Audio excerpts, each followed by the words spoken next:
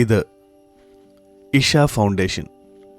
കോയമ്പത്തൂർ ശിരുവാണി റോട്ടിൽ 30 കിലോമീറ്റർ യാത്ര ചെയ്താൽ ശ്രീ സദ്ഗുരു കോൺസെപ്റ്റായ ഇഷ ഫൗണ്ടേഷനിൽ എത്തിച്ചേരാം. കാലത്ത് 6 മണി മുതൽ വൈകിട്ട് 8 മണി വരെയാണ് പബ്ലിക്കിനായുള്ള സമയം. കോയമ്പത്തൂർ വെള്ളയാംഗിരി മലയാടിവാരത്തിൽ 150 ഏക്കർ സ്ഥലത്താണ് ഇഷ ഫൗണ്ടേഷൻ സ്ഥിതി ചെയ്യുന്നത്.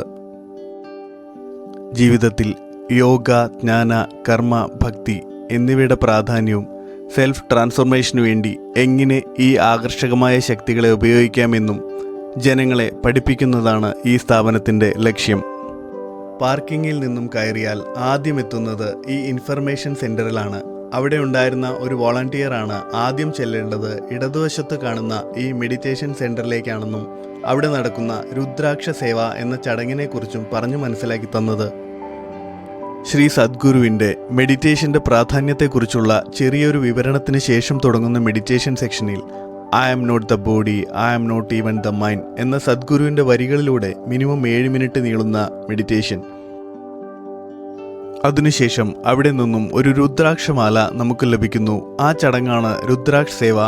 ഒരു പേപ്പറിൽ ആ സെക്ഷൻ അറ്റൻഡ് ചെയ്തവരുടെ പേരും ഫോൺ നമ്പറും അവർ രേഖപ്പെടുത്തുന്നു.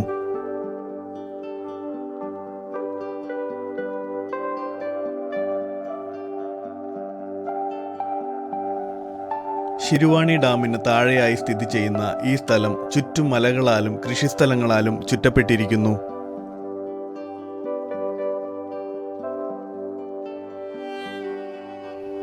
ഇഷയിലേക്കുള്ള ബസ് സർവീസാണിത്. കോയമ്പത്തൂരിൽ നിന്നും പുറപ്പെടുന്ന ഈ സർവീസ് കൃത്യമായ ഇടവേളകളിൽ വന്നുകൊണ്ടേയിരുന്നു.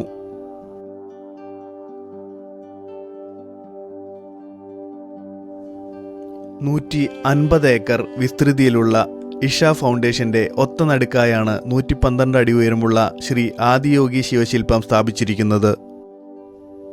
അവിടുത്തെ പരന്ന ഭൂപ്രകൃതി ഈ ശില്പത്തിന്റെ കാഴ്ചയെ കൂടുതൽ ആകർഷണമുള്ളതാക്കുന്നു. വെജിറ്റേറിയൻ വിഭവങ്ങൾ മാത്രം ലഭിക്കുന്ന ഭക്ഷണശാലകളാണ് ഇഷയിലുള്ളത്. അത് വാങ്ങിയിരുന്ന് കഴിക്കുന്നതിനായി തയ്യാറാക്കിയ പഴയ ബസ്സും കൗതുകമുള്ള കാഴ്ചയാണ്. ഇൻഫർമേഷൻ സെൻറ്ററിലെ വോളണ്ടിയേഴ്സ് അവിടെ നടക്കുന്ന രീതികളും സമയക്രമങ്ങളും ഇംഗ്ലീഷിലും ഹിന്ദിയിലും തമിഴിലും പറഞ്ഞു മനസ്സിലാക്കി കൊടുത്തുകൊണ്ടേയിരുന്നു. അധികവും നോർത്ത് ഇന്ത്യൻസും തമിഴ്നാട്ടുകാരുമാണ് വോളണ്ടിയേഴ്സ്. കരകൗശല വസ്തുക്കളുടെ വിൽപ്പന കേന്ദ്രങ്ങളും ഇഷ നേരിട്ട് നടത്തുന്ന പൂജാപാത്രങ്ങളും ലോഹനിർമ്മിത വസ്തുക്കളും അടങ്ങുന്ന ഷോപ്പുകളും ഈ വരിയിൽ തന്നെ പ്രവർത്തിച്ചു വരുന്നു.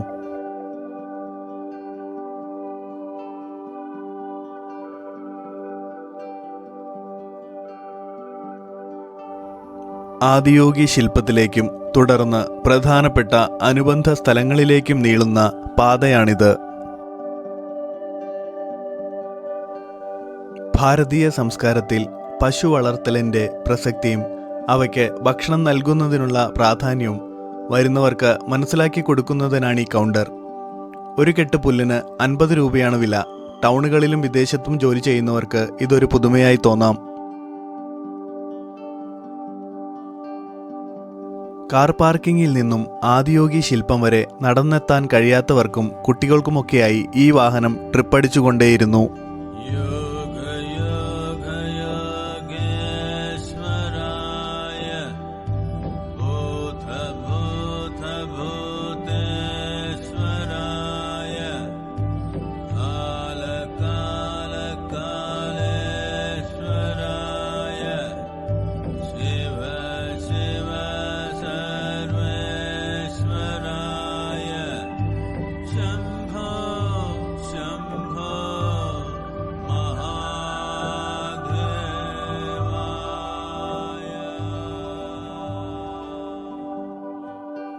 $112 അടി ഉയരമുള്ള ആദിയോഗി ശില്പത്തിനടിയിലായി സ്ഥാപിച്ച പ്രതിഷ്ഠകളാണിത്.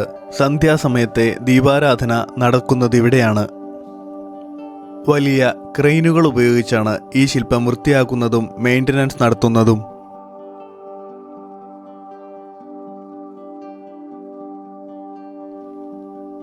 ആദിയോഗി ശില്പത്തിൻ്റെ ഇടതുവശത്തുകൂടിയുള്ള വഴിയിലൂടെ നടന്നാൽ ഇഷയിലെ മറ്റു പ്രധാന ആകർഷകങ്ങളായ ധ്യാനലിംഗ, ലിംഗഭൈരവി, തീർത്ഥക്കുണ്ട്, ആദിയോഗി ആലയം എന്നിവിടങ്ങളിലേക്ക് എത്തിച്ചേരാം.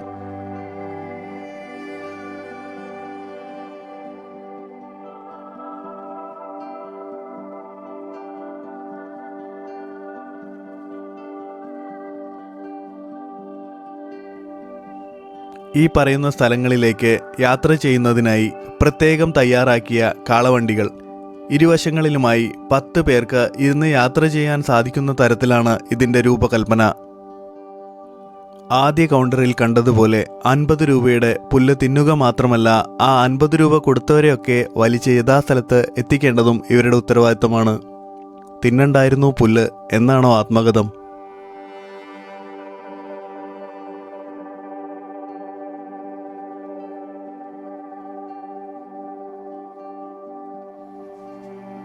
ധ്യാനലിംഗയിലേക്ക് നടന്നു പോകുന്നവരാണ് അധികവും. തണൽമരങ്ങൾ പാകിയ വഴിയിൽ പ്രത്യേക തരത്തിൽ തയ്യാറാക്കിയ സ്പീക്കറുകളിൽ നിന്നും ശിവഭജൻ കാതിനിൻപമായി ഒഴുകിയെത്തിക്കൊണ്ടേയിരുന്നു.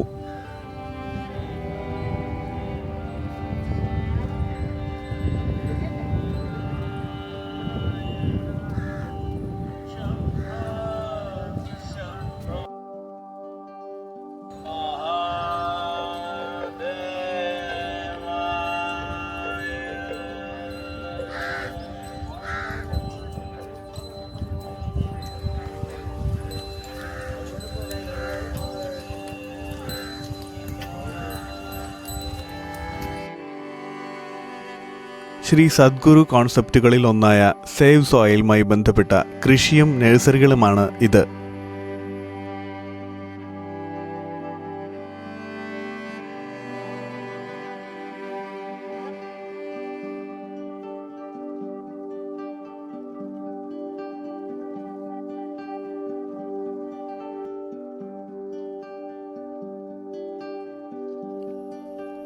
ഇടതുവശം മുഴുവനായി ഭക്ഷണശാലകളും നടുവിലായി മറ്റൊരു ശിവശില്പവും. വലതുവശത്ത് ക്ലോക്ക് റൂമാണുള്ളത്. ഇവിടെ നിന്നും ഇനിയുള്ള ധ്യാനലിംഗയിലേക്കുള്ള കാഴ്ചകൾ കാണണമെങ്കിൽ മൊബൈൽ ഫോൺ അടക്കമുള്ള വസ്തുക്കൾ ക്ലോക്ക് റൂമിൽ കൊടുത്തതിന് ശേഷം മാത്രം. 100% സിസ്റ്റമാറ്റിക് ആയ ക്ലോക്ക് റൂം സിസ്റ്റമാണ് ഇവിടെ. ഈ കവാടത്തിനപ്പുറം വീഡിയോ, ഫോട്ടോ നിരോധിത മേഖലയാണ്. കണ്ടു തന്നെ അറിയണം. കണ്ടു മനസ്സിലാക്കിയ കാര്യങ്ങൾ ഇപ്രകാരമാണ്. ചന്ദ്രകുണ്ട് 30 അടി താഴ്ചയിൽ സ്ത്രീകൾക്കായി നിർമ്മിച്ച ഗ്രാനൈറ്റ് പതിച്ച തീർത്ഥക്കുളം. സൂര്യകുണ്ട് പുരുഷന്മാർക്ക് വേണ്ടി 20 അടി താഴ്ചയിൽ നിർമ്മിച്ച തീർത്ഥക്കുളം. 20 രൂപയാണ് ഇതിനായി ഇവർ ഈടാക്കുന്നത്. ത്രിമൂർത്തി സങ്കല്പം രുദ്ര, ഹര, സദാശിവ എന്നീ മാനുഷിക ബോധത്തെ സൂചിപ്പിക്കുന്നു.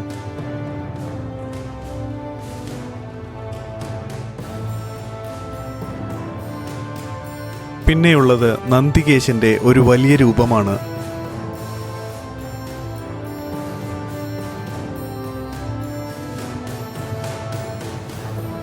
വനശ്രീ എന്നത് മൊത്തത്തിൽ ധ്യാനലിംഗ എന്ന് വിളിക്കുന്ന ഈ സ്ഥലത്തുള്ള സ്ത്രീ ദേവതാ സങ്കല്പമാണ്. കൂടാതെ പതഞ്ജലി സങ്കല്പവും ഇവിടെ കാണാം.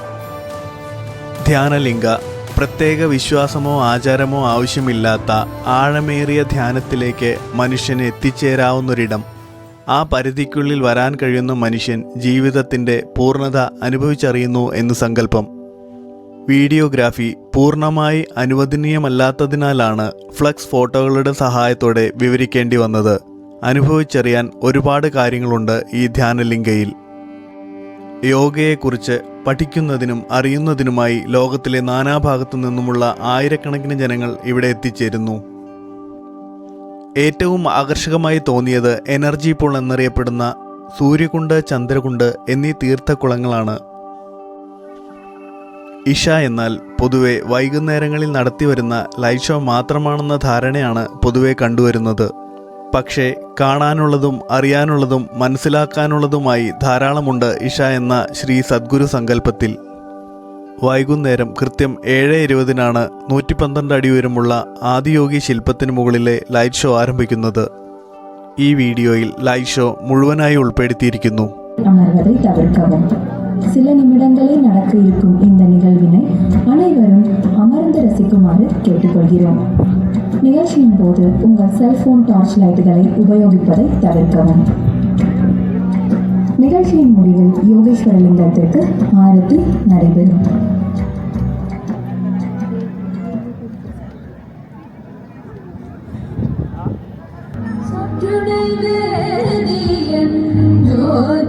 ஜோதிவானவன் ஒற்று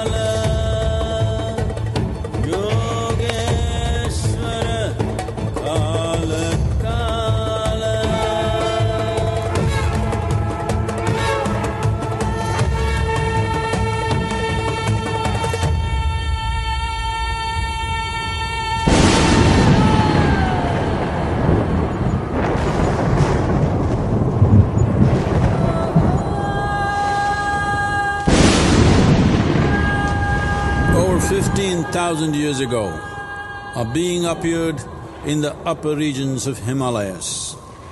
No one knew who he was, where he came from. The origins of this spectacular being were unknown.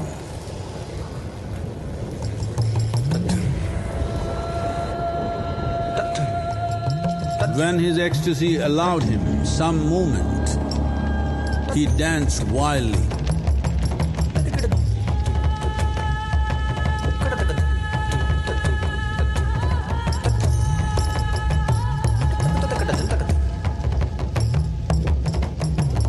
When intensity peaked, he became utterly still. People saw that he was experiencing dimensions that no one had ever known or able to fathom. His ecstasy and intensity allowed him to transcend his physical form. Witnessing an individual human in union with the cosmos, they called him a yogi, as he was the first one, the Adiyogi.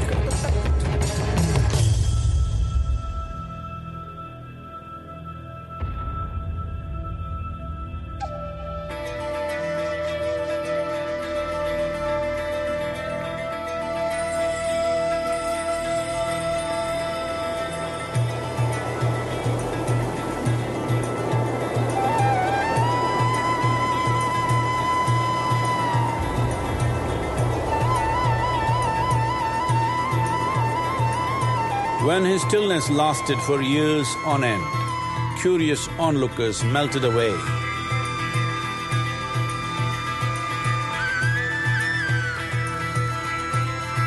Only 7 seekers remained, as they could not tear themselves away from him.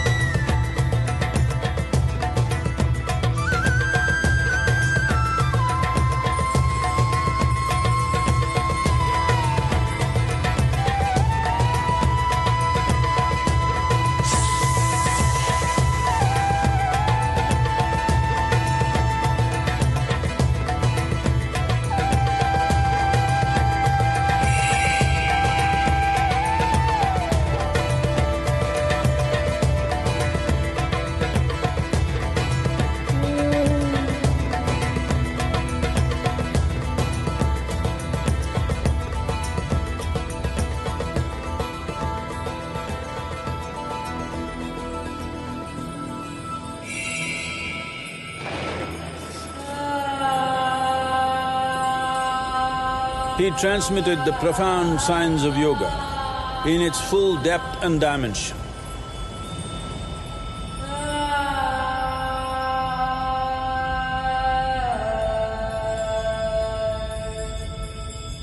He expounded 112 methods of attainment, offering his disciples access to the deepest innards of creation.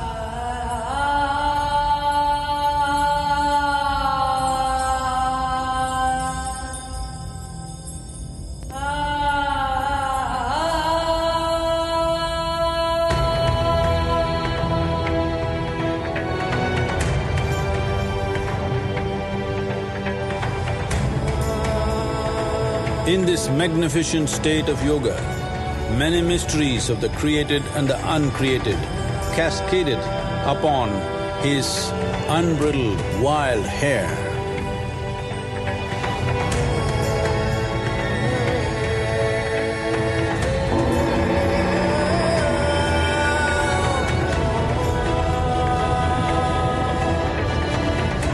It was a vision of the very core of the cosmos in all its profundity and magnificence, a vision of the unfathomable mysteries of the universe, a most overwhelming vision the sages and Devi Parvati had ever witnessed.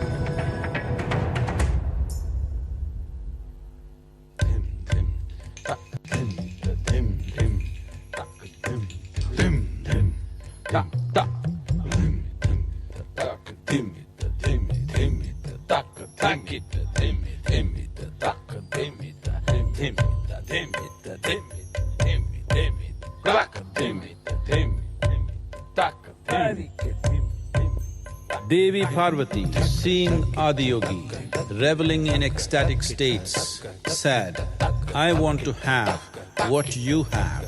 Show me the way."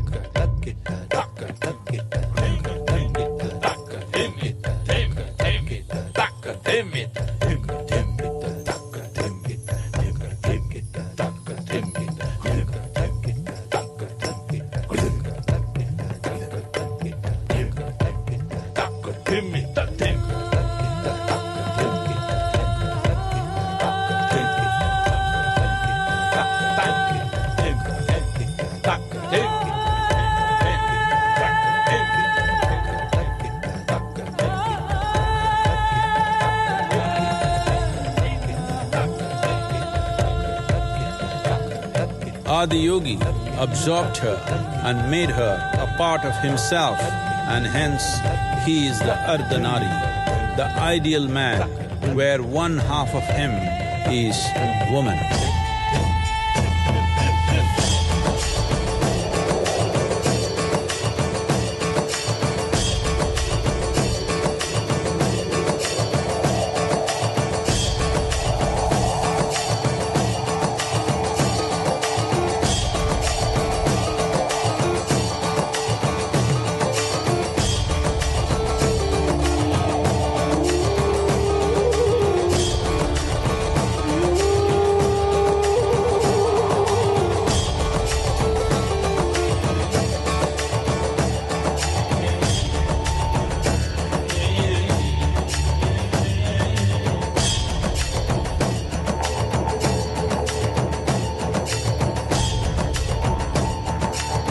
Seeing the splendor of this magnificent union, Ghanas, his constant companions, asked, "What about us?"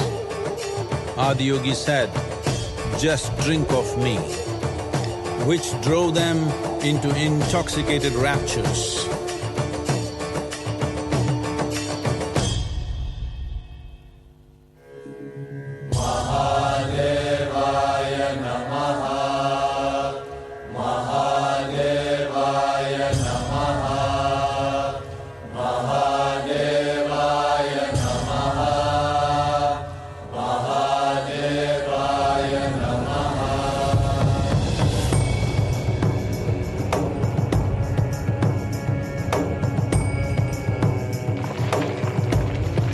Seven sages, the Saptarishis, took the sacred science of yoga in all its forms to human habitations across the planet, which turned into crucibles of civilization.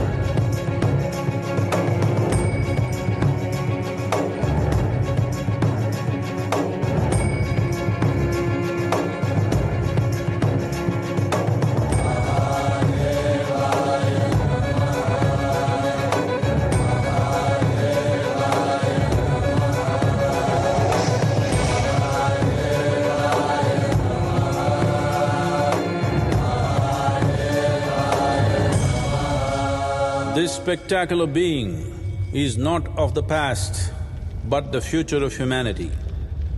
To move humanity from hallucinations of ups and downs to nameless ecstasies of one's interiority. Mahadevaya